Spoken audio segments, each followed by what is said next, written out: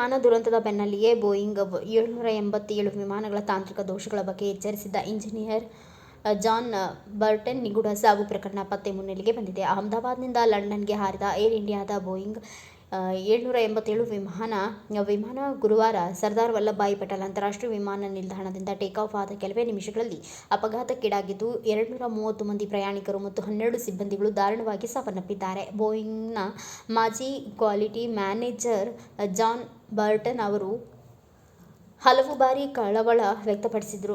ಗಡುವಿನೊಳಗೆ ವಿಮಾನ ನಿರ್ಮಾಣ ಮಾಡುವ ಒತ್ತಡದಲ್ಲಿ ಕಳಪೆ ಗುಣಮಟ್ಟದ ಭಾಗಗಳನ್ನು ನಿರ್ಮಿಸಿದ್ದಾರೆ ಎಂದು ಜಾನ್ ಆರೋಪಿಸಿದರು. ಹಾಗೆಯೇ 25% ಹಾರಾಟದಲ್ಲಿ ತುರ್ತು ಆಮ್ಲಜನಕ ವ್ಯವಸ್ಥೆ ವಿಫಲವಾಗಬಹುದು ಎಂದು ಎಚ್ಚರಿಕೆ ನೀಡಿದರು. ಬೋಯಿಂಗ್ ವಿರುದ್ಧ ಅವರು ಹೂಡಿದ್ದ ಮೊಕದ್ದಮೆಯ ವಿಚಾರಣೆ ನಡೆಯಲಿತ್ತು. ಆದರೆ 2024ರ ಮಾರ್ಚ್ನಲ್ಲಿ ದಕ್ಷಿಣ ಕೆರೊಲಿನಾದಲ್ಲಿ ಬರ್ಟನ್ ನಿಗೂಢವಾಗಿ ಶವವಾಗಿ ಪತ್ತೆಯಾಗಿದ್ದರು. ಆದರೆ ಪೊಲೀಸರು ಮಾತ್ರ ಇದು ಕೊಲೆಯಲ್ಲ, ಆತ್ಮಹತ್ಯೆ ಎಂದು ಹೇಳಿದರು.